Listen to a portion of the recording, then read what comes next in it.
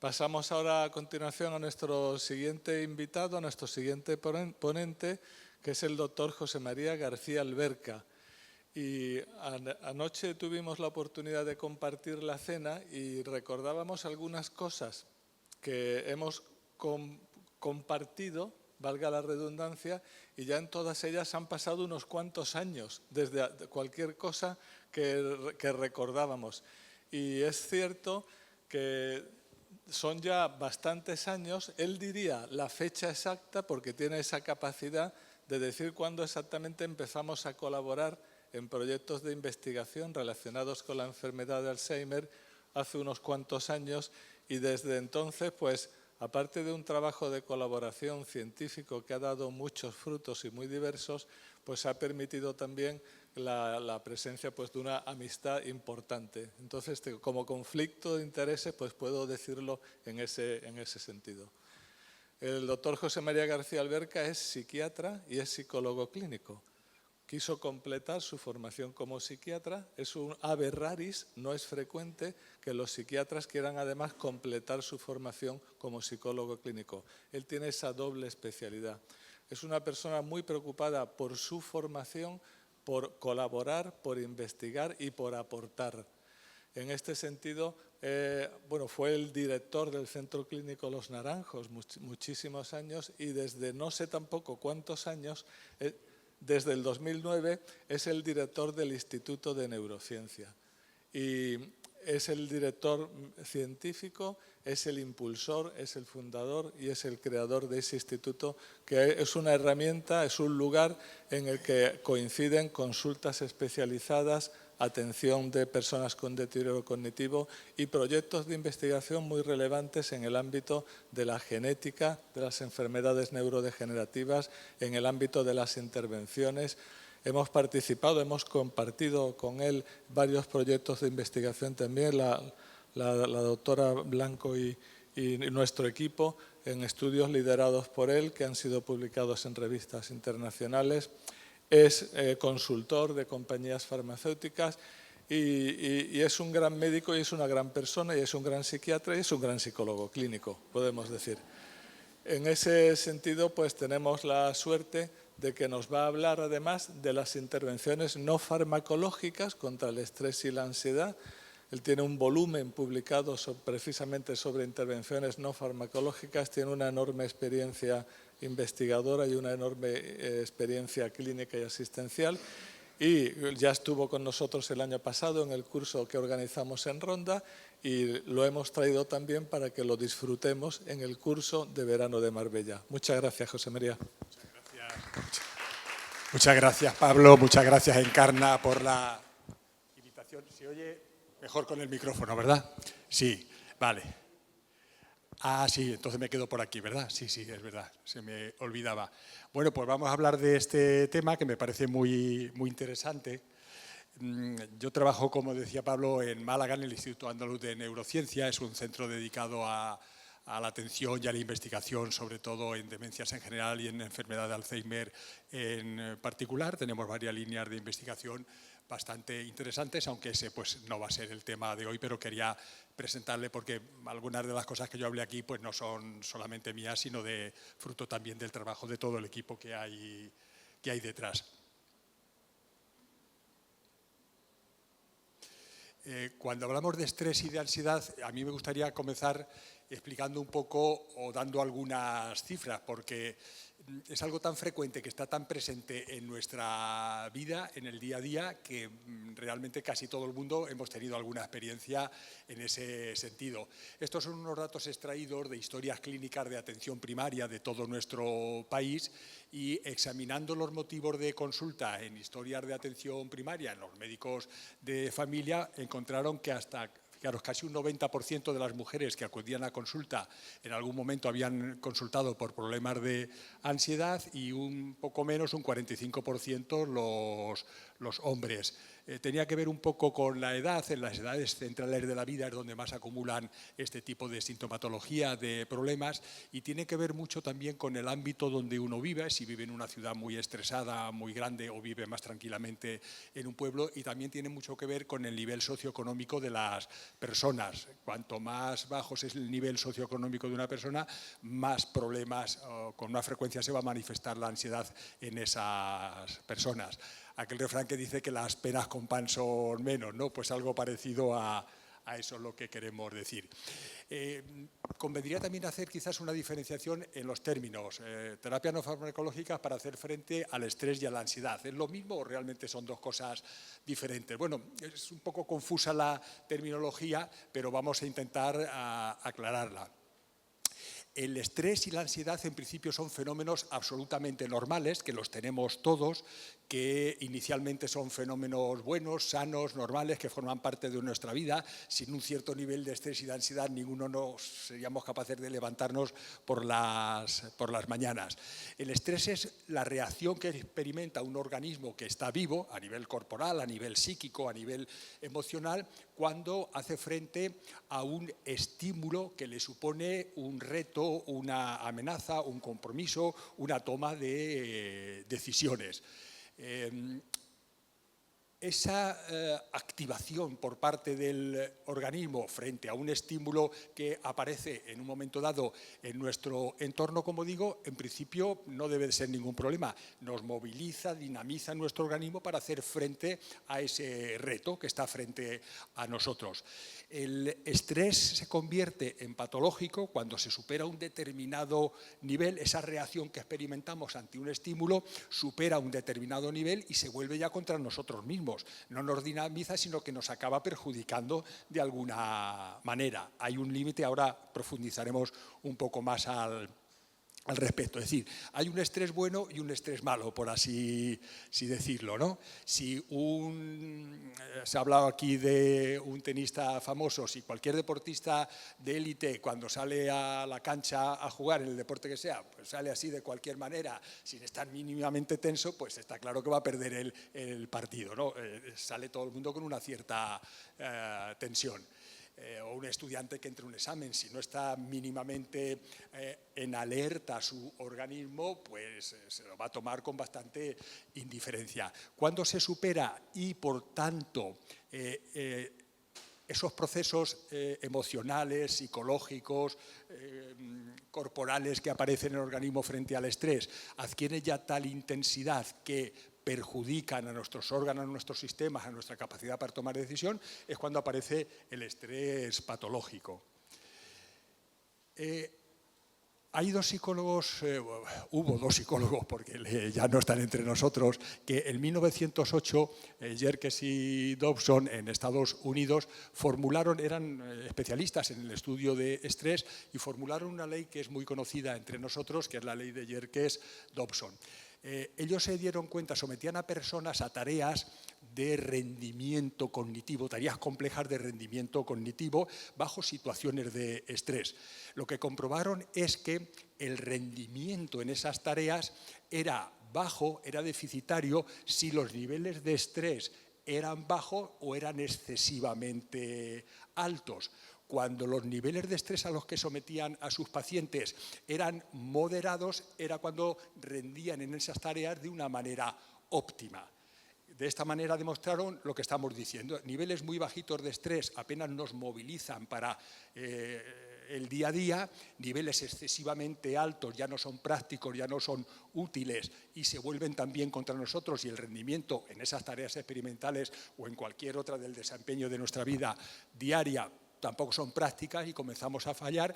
Pero cuando los niveles de estrés, como en la parte central, son adecuados, ni muy altos ni muy bajos, el rendimiento en cualquier actividad de la vida diaria es cuando es más adecuado, cuando es óptimo. Y así es como lo debemos conceptualizar. Hemos dicho que el estrés es esa reacción corporal a nivel de comportamiento, de emociones, de pensamiento, de reacciones psicofisiológicas que aparece ante determinadas situaciones que aparecen en nuestro ambiente. ¿Cuáles son esas situaciones? Hay muchísimas. Esto es un listado muy típico y muy característico que viene en cualquier libro de psiquiatría o cualquier libro de psicología y que recoge los principales estresores que cualquiera de nosotros va a reconocer que han formado parte o forman parte de su vida diaria. Fijaros, casarse o divorciarse es un estresor psicosocial, es una situación de estrés. Empezar un nuevo empleo, la muerte de un familiar, de un cónyuge, de un ser muy querido, un despido, la jubilación. Los psiquiatras leemos en nuestros libros que existe una depresión de la jubilación, el nacimiento de un hijo, tener problemas económicos, evidentemente, una mudanza, tener una enfermedad grave, tener problemas en el trabajo, problemas en casa. Esto es un listado bastante característico. Podríamos añadir muchos más, cada uno podría añadir algún otro ahí suyo personal, sui generis, a esa lista con toda seguridad. Pero estos son situaciones que nos estresan. Si nos estresan de una manera, como decíamos, moderada, nos dinamizarán para hacer frente a esa situación y acabar con resiliencia superándola, como decía el doctor Fontalba antes, y si nos superan en exceso, nos aplanarán, nos hundirán, nos harán caer en un problema de ansiedad o depresión que probablemente requerirá ayuda profesional. ¿Qué es entonces la ansiedad? ¿En qué se parece o se diferencia del estrés? Pues tampoco mucho, voy a ver si lo trato de explicar. Cuando esas reacciones emocionales en el comportamiento, cognitivas, de pensamiento, que provoca el enfrentarse a alguno de estos estresores, no desaparecen una vez que el estresor ha desaparecido o empiezan a aparecer de una manera espontánea sin que el estresor esté presente y se instalan de una manera continuada en nuestra vida, a ese mantenimiento permanente de esas reacciones en desaparición, ante la desaparición del estresor o en ausencia de este, lo llamamos ansiedad. Es decir, esa situación se ha institucionalizado un poco en nuestra vida y se ha convertido ya en un problema, en lo que llamamos una enfermedad de ansiedad. Entonces, en realidad es un poco algo como dimensional, ¿no? Todos reaccionamos ante situaciones de estrés en nuestra vida de una manera más apropiada o menos, pero normalmente cuando el estresor desaparece o si hemos puesto en marcha reacciones de procesos de resiliencia, pues acabamos superando la situación. Si eso no es así y diariamente de una manera continuada, aunque aquello haya desaparecido, continuamos sintiéndonos mal, entonces lo que tenemos a esa situación de mantenimiento de malestar le empezamos a llamar ya ansiedad y distinguimos diferentes tipos de situaciones que llamamos diferentes tipos o conceptualizamos y clasificamos como diferentes tipos de enfermedades de ansiedad.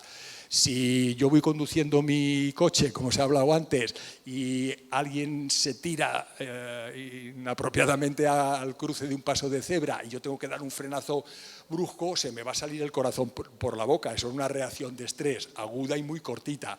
Entonces, en cuanto veo que he salvado la situación, que la persona cruza, que no la he atropellado, pues esa taquicardia y esa sudoración brusca me desaparecen. Si eso no fuera así, yo continuara teniendo ese malestar, a pesar de que no he cruzado ni he matado a nadie y 3 días más tarde la continuara manteniendo, entonces ya no sería una reacción de estrés, ya tendría un problema, un trastorno de ansiedad. Estaría poniéndome enfermo, malo, de ansiedad. ¿Cuáles son las señales de alerta de que estoy en una situación ya mantenida, inadecuada, de experimentación de un estrés que está dando paso probablemente al establecimiento de un trastorno de ansiedad?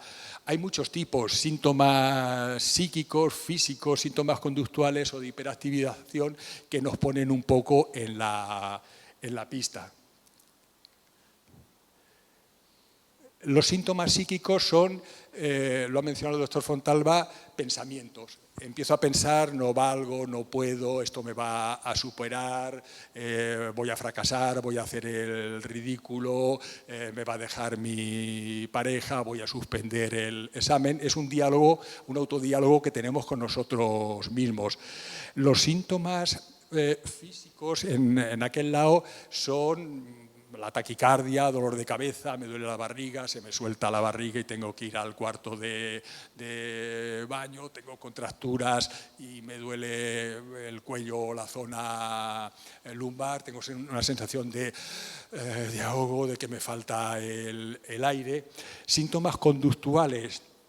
Pues estoy agresivo, le grito a alguien, le doy una voz o incluso una agresividad física, me peleo físicamente con alguien, deambulo por la habitación sin parar, fumo constantemente, me tomo un ansiolítico y síntomas de hiperactivación psicofisiológica, no duermo por la noche, he perdido el apetito, tengo la boca muy seca, tengo siempre un estado como de alerta, de vigilancia, de que en cualquier momento me va a ocurrir algo malo. Estos son los síntomas, si se mantienen en el tiempo después de experimentar una interacción con un estímulo estresante, con un estresor, si se siguen manteniendo, de que algo no está yendo bien, de que esa reacción en esos 4 aspectos se está manteniendo y probablemente me estoy enfermando de ansiedad.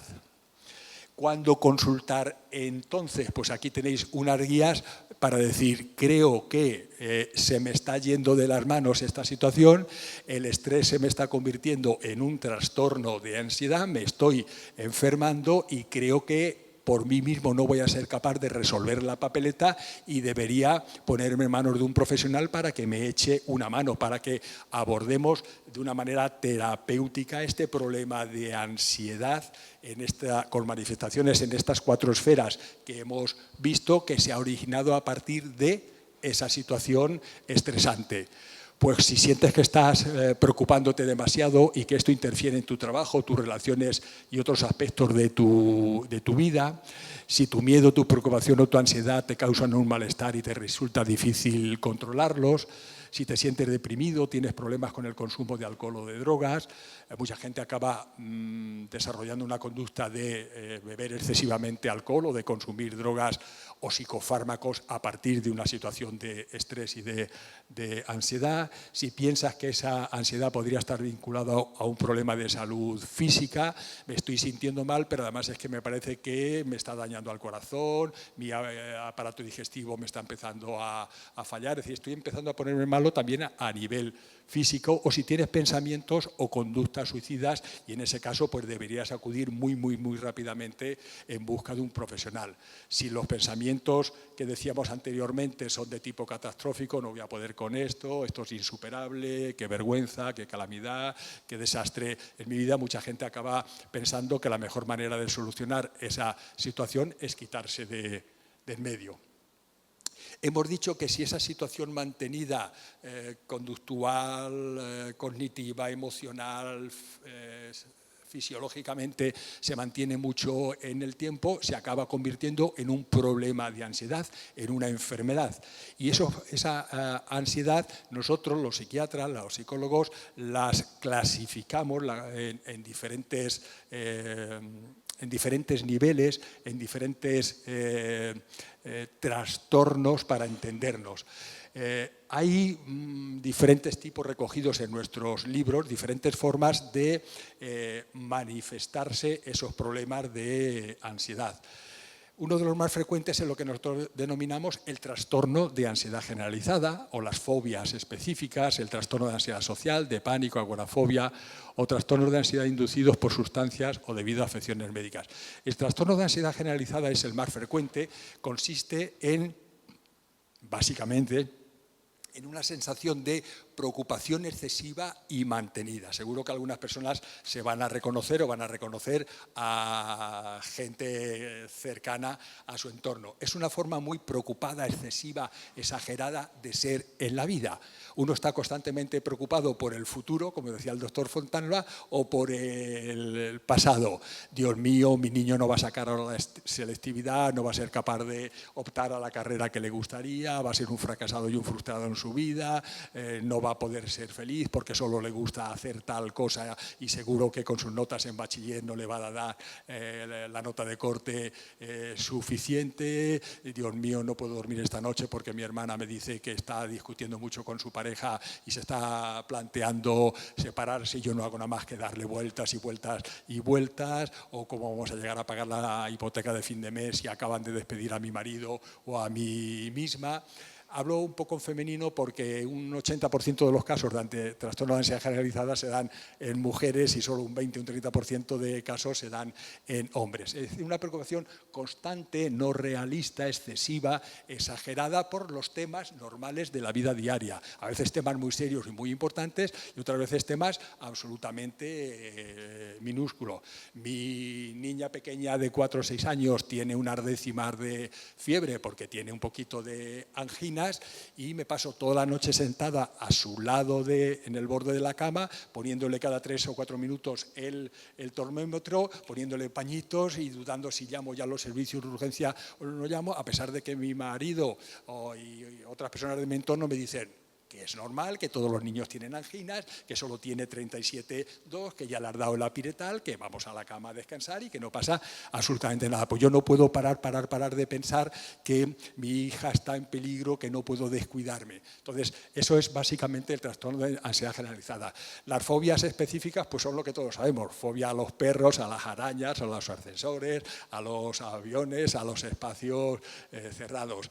El trastorno de pánico es la ansiedad normal y corriente que se experimenta de una manera muy intensa y muy rápida en un momento dado, que nosotros le llamamos crisis de pánico o ataque de crisis de angustia o ataque de pánico. Ante una situación que mi cerebro, mi mente valora como amenazante para mí, como verme encerrada en un avión o tener ahí un perro que no me gustan nada, experimento tal cantidad y tan rápidamente y de tanta intensidad en una brevísima concentración de tiempo que todas esas señales psicofisiológicas, la taquicardia, la angustia, el ahogo, la sudoración, el dolor de barriga, la sensación de aturdimiento, de mareo, se me concentran de una manera muy intensa. Es como si experimentara fiebre de 40 grados y medio en apenas 1 minuto y medio. Me empieza a poner malo y en 1 minuto y medio he llegado a 40 de fiebre. Eso es un trastorno de pánico. La ansiedad social es la timidez de toda la vida, pero de una manera muy exagerada. Es un miedo a la interacción social, porque no sé si voy a saber estar a la altura y porque temo enormemente cómo voy a ser valorado por parte de los demás. El trastorno de ansiedad inducido por sustancias o medicamentos, bueno, es verdad, hay algunos medicamentos que tomamos por diferentes razones que pueden tener como efecto secundario ansiedad y es necesario conocerlo, o puede deberse a otra enfermedad médica. Las personas que tienen hipertiroidismo con mucha frecuencia tienen síntomas de ansiedad. ¿A qué se debe la ansiedad? Bueno, en algunas ocasiones no siempre hay un estímulo ambiental que la desencadena a partir de un estrés, sino que a veces también puede haber factores biológicos que tengan que ver con el origen de la ansiedad, y eso es importante reconocerlo. También hay factores psicosociales, traumáticos, cognitivos o el modelado. 2 segundos. A nivel biológico hay muchos estudios para ver qué ocurre en el cerebro de estas personas que experimentan algunas de esas enfermedades de ansiedad que hemos dicho anteriormente. Nosotros sabemos que en la parte central del cerebro hay una estructura que llamamos la amígdala que tiene mucho que ver con los problemas de ansiedad, y alteraciones en el funcionamiento de la amígdala pues en algunas ocasiones tienen que ver con alguno de esos factores. Son más importantes los factores psicosociales, son todos los estresores que hemos visto antes. Cuando en mi vida hay presente alguno de esos estresores, ponen en marcha reacciones a nivel cognitivo en mi cerebro que pueden dar o pueden acabar dando lugar a problemas de ansiedad. Factores traumáticos. La ansiedad también puede aparecer a partir de traumas concretos que aparecen en nuestra vida.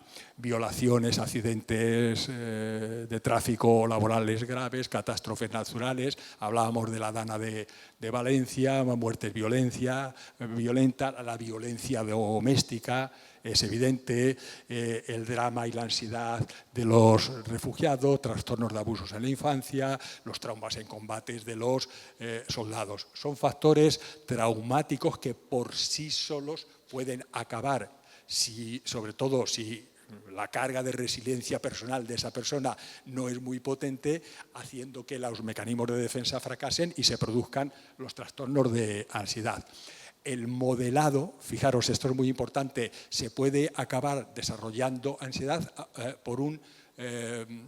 o a través de un sistema modelado. Es decir, el modelado consiste en reproducir conductas que observo en un modelo de referencia en mi vida. Muchísima gente acaba desarrollando la conducta de fumar porque ve a su madre o a su padre fumar, le parece muy guay y la acaba imitando. O acaba desarrollando conductas patológicas de ansiedad o de cualquier otro tipo porque tengo un modelo. Se dice muchas veces, maltratadores psíquicos o físicos en el hogar, hombres, habían sido niños maltratados. ¿Y eso por qué? Porque reproducen el modelo. Es decir, yo entiendo que maltratar está mal, pero aprendí que mi madre o mi padre, sobre todo mi padre, conseguía que yo hiciera lo que él quisiera golpeándome. Luego, aunque yo soy capaz de razonar que no es un buen método, he aprendido que es un método que funciona. Entonces, si quiero conseguir algo de mis hijos, sé que si los golpeo como me golpeaba mi padre, a mí lo voy a conseguir. El ejemplo del tabaco es uno y este es mucho más exagerado. Los seres humanos aprendemos muchas conductas simplemente a través de la observación de un modelo. Conductas buenas y conductas malas, como es natural. También aprendemos generosidad, humildad, empatía, entrega, también a partir de modelos, como es natural, ¿no? Entonces, el aprendizaje a través de modelos es muy importante, pero sobre todo, para mí es lo más importante que quiero que aprendáis hoy, es que se puede llegar a la ansiedad patológica, excesiva, desbordada, como decíamos antes, que se convierte en una situación sintomatológica estable en nuestras vidas, que afecta el desempeño cotidiano de nuestras actividades de la vida diaria a partir de los factores cognitivos. Hemos dicho que hay factores biológicos, psicosociales, traumáticos, etcétera, modelado, pero sobre todo es nuestro coco el que más papel juega significativamente en el devenir de una posible patología relacionada con la ansiedad. Todos tenemos constantemente un diálogo, un autodiálogo con nosotros mismos. Todo el día, desde que abrimos los ojos por la mañana hasta que los cerramos, nos estamos hablando a nosotros mismos acerca de lo que tiene que ver con nuestra vida, nuestra familia, nuestro trabajo, el ocio en el que estamos implicados, nosotros mismos no podemos dejar de hablarnos. Y según cómo nos hablemos, ahora vamos a profundizar más y espero que de una manera interesante, según cómo nos hablemos, pues así va a ser el resultado, exagerando mucho, de nuestra salud emocional y de nuestro estado emocional. No es lo mismo darse autoinstrucciones positivas, como decía el doctor Fontalba, ante una situación de dificultad que favorece nuestra resiliencia, que decirse, pues no soy buena en esta, es inútil intentarlo, de todas formas voy a suspender para que el esfuerzo que no va a conseguir nada, soy un desastre. Hay un psicólogo americano que se llama Seligman, que es el principal responsable de lo que hoy llamamos psicología positiva, que ya en los años 60 elaboró una teoría que llamaba reestructuración semántica. Demostró científicamente que la manera de hablarnos a nosotros mismos produce cambios en nuestro cerebro. Es decir, si uno se dice soy un desastre, no lo conseguiré, no valgo para nada, siempre me estoy equivocando, cualquiera vale más que yo, ¿para qué le voy a decir a María José si quiere salir esta tarde a tomar un café conmigo? Si va a pensar, sí, hombre, con lo feíto que tú eres y lo poco interesante, si me lo va a rechazar. Esa manera produce cambios negativos en nuestra estructura y funcionamiento de nuestras neuronas, que acaban haciendo que se continúe permanentemente emitiendo ese tipo de disgustos.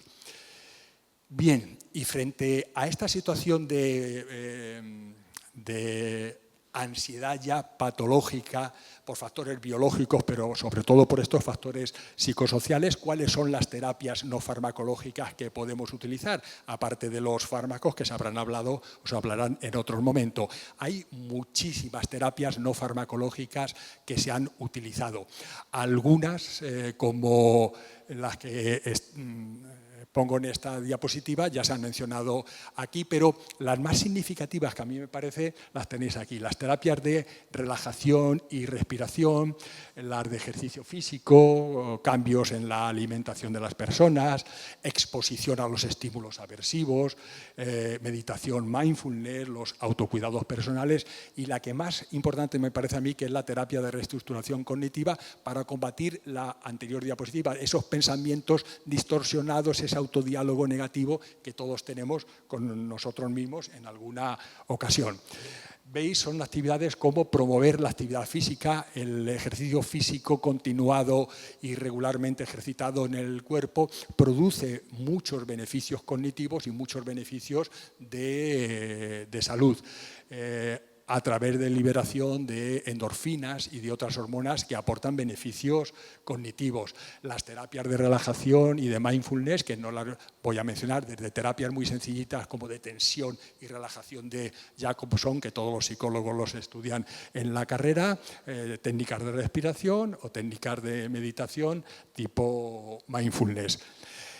Esto que afirmo aquí no es que lo afirmemos porque los psicólogos, los psiquiatras lo recomendemos, es porque, y esto es muy importante para estimularos, es porque hay evidencia científica de que realmente funcionan.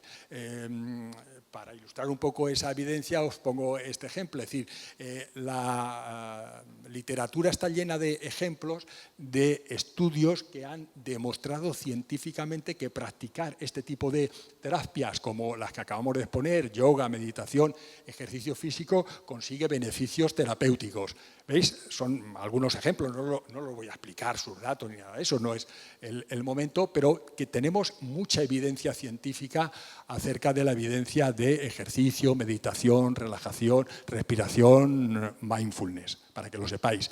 También acerca de los beneficios de la dieta, de lo que llamamos nuestra dieta mediterránea, tiene muchos beneficios contribuye a llevar una vida más sana en general mentalmente, previene el deterioro cognitivo e influye favorablemente en los problemas y en los trastornos de ansiedad.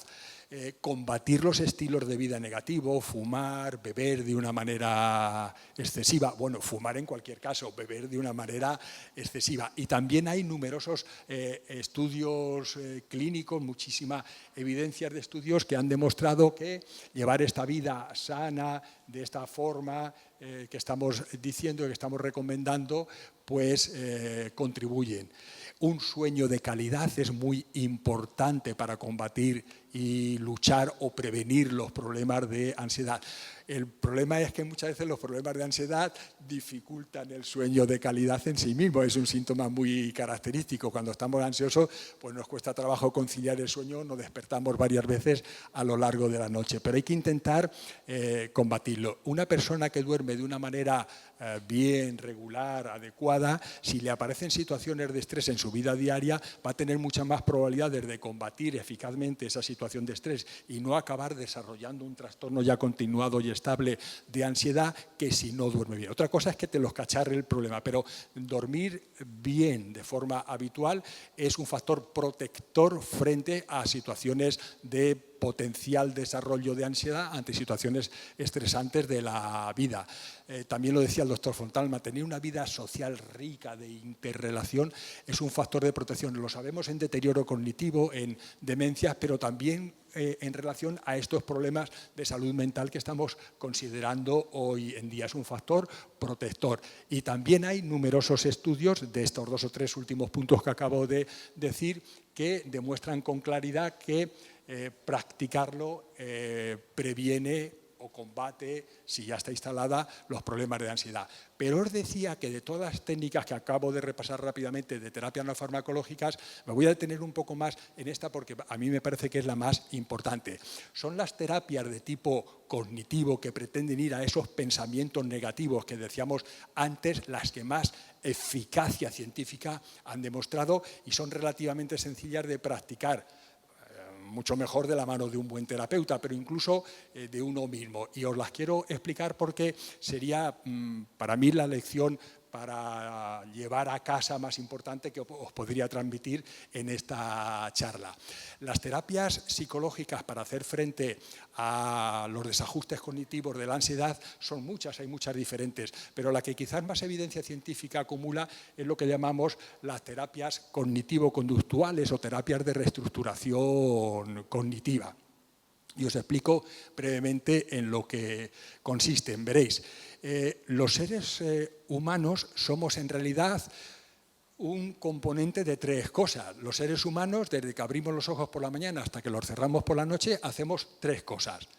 Pensamos, sentimos y actuamos. Nuestra vida solo consiste en eso.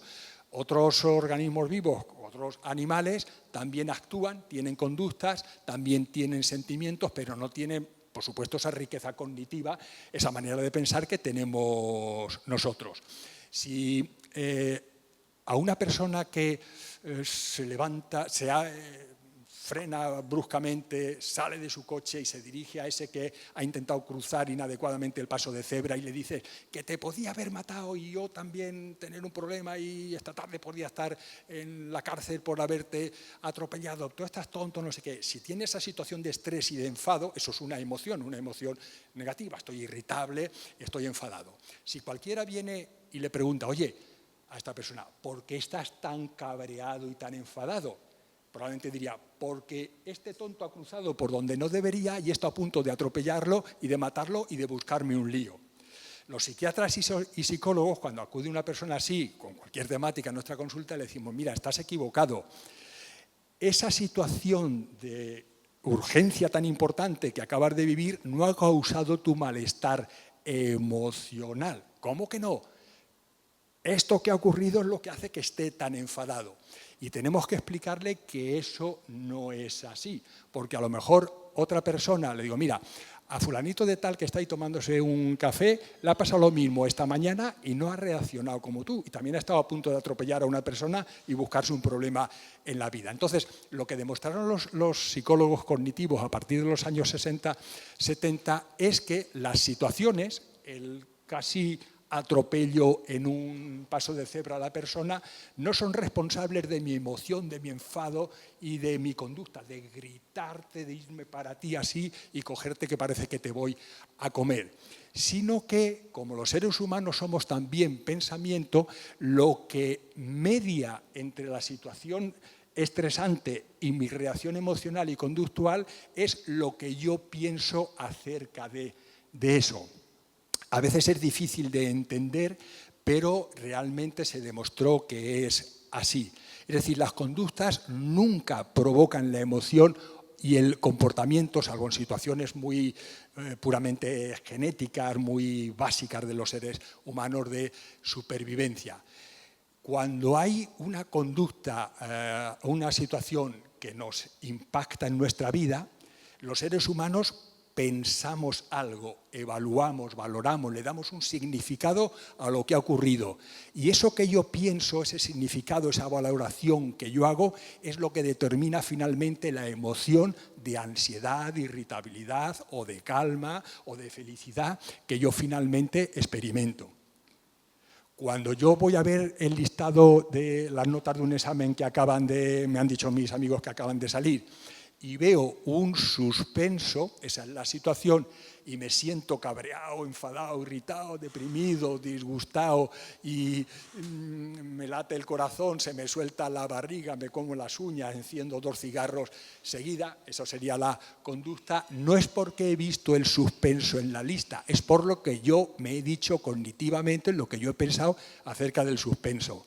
después de dedicarle 2 meses no ha servido para nada, ahora me queda para septiembre, estoy en última convocatoria, voy a tenerme que cambiar de distrito universitario. Cuando se lo diga a mi padre va a decir, no, hijo, si es que eres un desastre, no vas a acabar nunca, sí, igualito que tu hermano, que en 3 años sacó ya la carrera.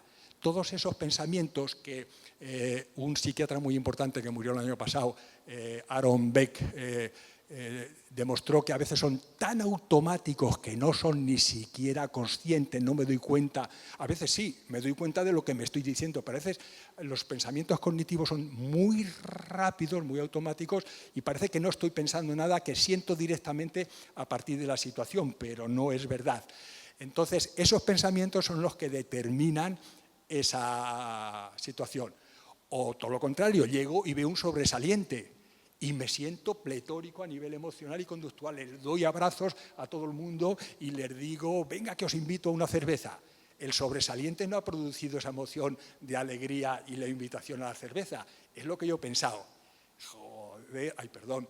Qué bien, qué alegría, por fin lo he sacado, verás qué verano tan estupendo. Las bocas que yo voy a cerrar, la primera la de mi papá y la de estos amigos que me decían, no, si nunca vas a acabar igualito como tu hermana. Esos pensamientos acerca de mí es lo que determina eso. O veo un sobresaliente y no me siento especialmente feliz ni invito a nadie porque pienso, claro, como el profesor este es amigo de mi padre y sé que me tiene muy buena voluntad, me ha puesto un sobresaliente, pero yo sé que está para un 5 pelado nada más. Entonces no estoy nada feliz porque sé que es un sobresaliente que en realidad no merezco. Pero siempre es la condición, siempre es el pensamiento.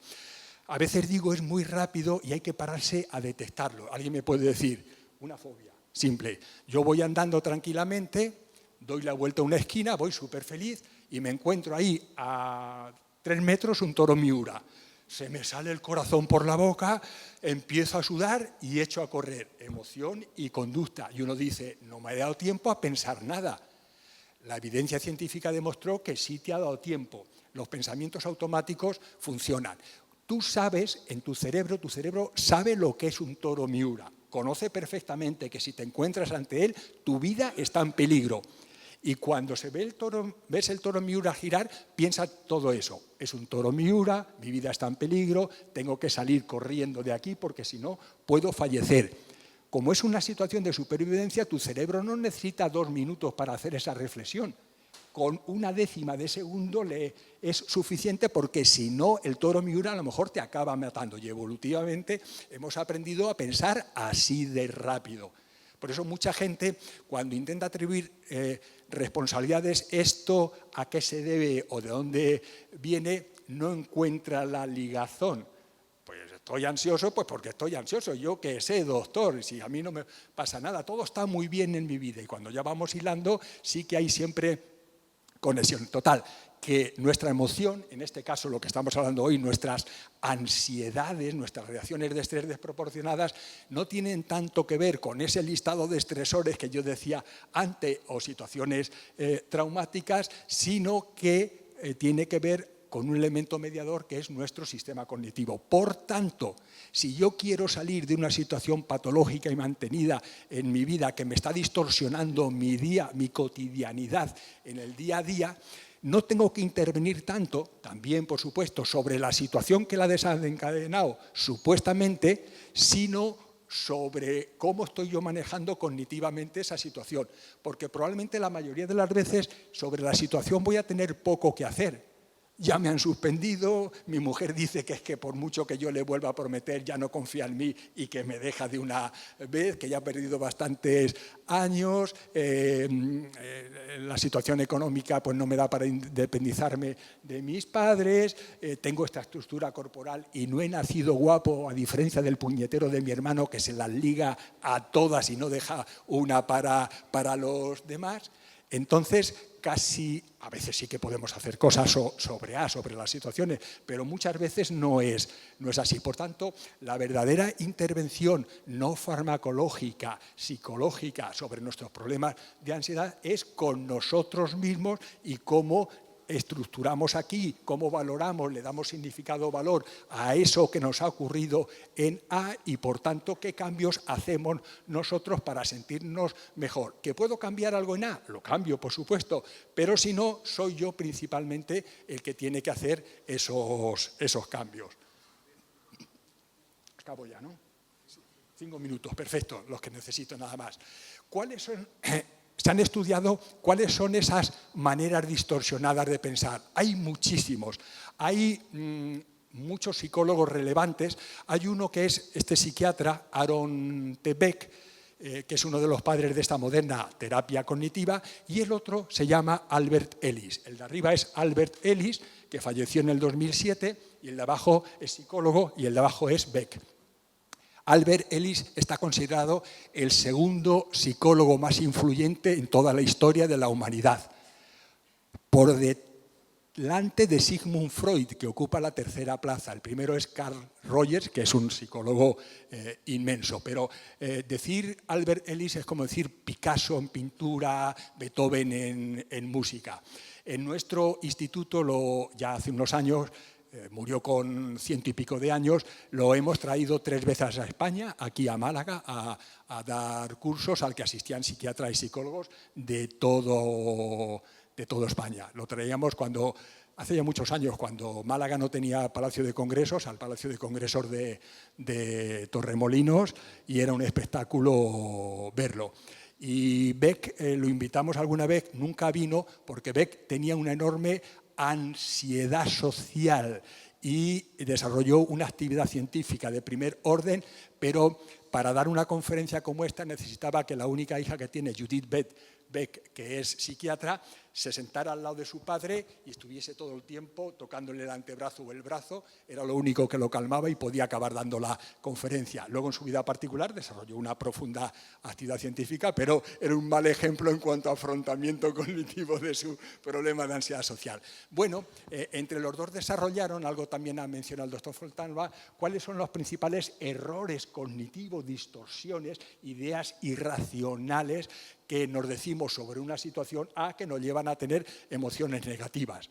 Entonces, algunas de las que veis ahí, hacer inferencias arbitrarias, es decir, adivinar el pensamiento. ¿Por qué me ha dicho esto? Eso es que está pensando que soy un torpe y soy un negativo. Adivinar el futuro. ¿Para qué lo voy a intentar? ¿Para qué voy a llamar a la Maripuri y invitarla a un café si me va a decir que no porque piensa que soy feo? Pensamiento dicotómico. Plantearnos las cosas en los extremos. Es como blanco, blanco o negro, negro, y no darse cuenta que la mayoría de las cosas son casi siempre grises. Pensar que uno debe ser amado o querido por los restos de los miembros relevantes de su círculo, y si no consigo el amor de las personas de mi entorno es que soy un fracasado. Pensar que tengo que ser muy competente y saber resolverlo todo si quiero considerarme necesario y útil en esta vida. Pensar que un acontecimiento negativo del pasado es un importante determinante de la conducta presente, porque si algo nos afectó de sobremanera en la vida, pues nos va a continuar adivinando siempre. Pensar que todos los problemas humanos tienen una perfecta y precisa solución. ¿Cuántas veces a nivel coloquial le decimos a nuestros hijos, a nuestros sobrinos, no te preocupes, todo tiene solución en la vida? Es mentira. Hay que ser resiliente y saber que todos los problemas humanos no tienen una perfecta y precisa solución. Y, en fin, ellos elaboraron todo un listado de ideas irracionales, de pensamientos negativos que nos vamos diciendo, los debería, es que debería, es que tendría que. Estamos siempre hablándonos, examinaros a vosotros, siempre nos hablamos así, con debería, es que tengo, es que debería, es que yo ya a esta edad ya debería tener un piso en propiedad y no seguir viviendo en alquiler, porque eso significa estar un fracasado. Todos los de mi entorno ya tienen un piso en propiedad con 45 años y yo sigo viviendo en alquiler, luego estoy por debajo de ellos. Reestructurar estos pensamientos es imprescindible porque son las claves principales del estrés y de la ansiedad. Y hay también, como os decía, mucha evidencia científica, centenares y centenares de artículos a ese respecto que prueban que efectivamente el pensamiento es el mediador entre la situación y la emoción y la conducta final que desarrollamos las personas. Quedaros con esta idea, este ABC, porque es muy importante. Y para ayudaros en ese ABC, una última cosa muy importante. ¿Por qué algunos pensamientos que nos decimos acerca de la idea son los que nos hacen daño y otros diferentes, si nos decimos acerca de la idea, nos hacen bien? Para que lo hagáis en casa, esto es muy sencillo. La clave es muy fácil, muy fácil. Un pensamiento negativo, irracional, dañino, es simplemente un pensamiento que no es realista. Un pensamiento racional, sano, es un pensamiento realista. ¿Por qué es irracional pensar el pensamiento? No te preocupes, todos los problemas humanos tienen solución, porque no es realista, pero realista en el sentido literal. Si una cosa no se puede dar en la realidad, hay que saberlo y aceptarlo y manejarlo como sea. Pero creerme cosas que no son realistas solo llevará al desastre en muchos aspectos de la vida, pero desde luego al sufrimiento emocional. Si yo tengo mucha prisa porque tengo que venir del hotel hoy a dar esta charla, se me ha hecho tarde y digo, pues no importa, subo a la azotea del hotel y en lugar de pedir un taxi me tiro volando y llego al hospitalillo en 5 minutos y así no entretengo el programa de nadie, me mataré porque no es realista, porque en la realidad el ser humano no puede volar, no tiene la capacidad de volar. Ni puedes solucionarlo todo, ni puedes pretender no equivocarte nunca en la vida y no fallar y no hacerle de vez en cuando daño a otras personas. Pues entiéndelo y no te fustigues por ello y pasemos a otra cosa. Y tengo que saber resolver tengo que ser tan competente que lo tengo que resolver todo. Si yo cuando ejerzo como psiquiatra, que adoro mi profesión y hago lo que puedo, todo lo mejor por solucionar los problemas de salud de mis pacientes, me echo a morir cada vez que a un paciente no le va bien, no estoy siendo realista. La medicina en ninguna de sus especialidades a día de hoy sabe resolverlo todo. No hemos llegado al nivel de conocimiento 100% de todos los problemas de salud. Luego tengo que ser realista y ser realista significa que cada vez que me siento por la mañana en mi despacho tengo que contar con que un determinado porcentaje de los pacientes a los que voy a atender no les voy a ser capaz de dar la solución que me gustaría a mí y a ellos, porque la medicina todavía no lo sabe, por mucho que yo estudie todos los días 12 horas para mantenerme al día. En eso consiste pensar de una manera cognitivamente sana, pensar de manera realista. Eso es pensar racional. Lo contrario es irracional y da lugar a diferentes formas de irracionalidades que conllevan al sufrimiento emocional, a la patología mental de diferentes tipos y a la de ansiedad y estrés, que es lo que nos ocupa hoy. Es una receta relativamente sencilla y podéis llevar una libretita y cuando sentáis mal, elaborar siempre el ABC. ¿Qué me ha ocurrido? Lo primero que vais a detectar es cómo me siento y qué he hecho o dejado de hacer. Y preguntaros, ¿qué acaba de suceder en mi vida? Y ahora cuando veáis esa ligazón, decir, A ha provocado C. No. José María me diría que eso no es verdad. Tengo que buscar el B. ¿Qué me he dicho? No me he dicho nada. Bucea, por si era un tanto automático. Y una vez que buceé, pregúntate, ¿cómo de realista es lo que estoy pensando? Y si no es realista, porque la realidad no es así, eso no es real, el sol, es muy fácil si alguien nos dice, estamos tomando un café, es que como el sol sale por el norte, es muy fácil decirle, tú no eres realista, la realidad es que el sol sale por el este y está demostrado científicamente. Pues en otras cosas del día a día también podemos trabajar para intentar aproximar qué es más realista que qué no lo es. Y entonces esforzarse por llevar nuestro pensamiento acerca de esas situaciones a un pensamiento mucho más realista. Y veréis cómo la ansiedad hace así para abajo. Así que por eso lo dejo para el final, porque si os lleváis esto para casa, desde luego vais a notar que os da mucha utilidad práctica. Espero que pueda ser así. Muchas gracias.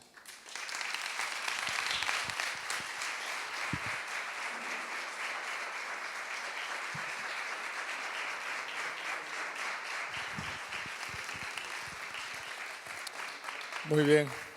Pues muchas gracias, José María, por tu magnífica exposición, como siempre, ¿no?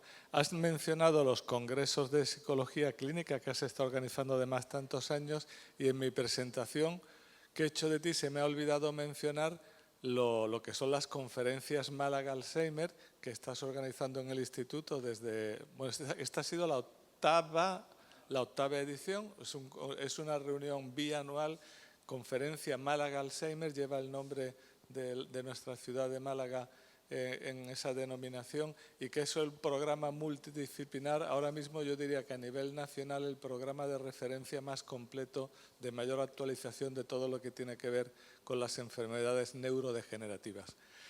Hemos terminado las 2 primeras ponencias, nos merecemos un descanso, son las 11:25, a las 12 volvemos a vernos aquí, como ayer. Haremos foto de familia para quien quiera. Ya tenemos la experiencia de ayer sobre cómo colocarnos y presumiblemente será todo un poco más diligente. Pues que tengáis un buen descanso y nos vemos en media hora.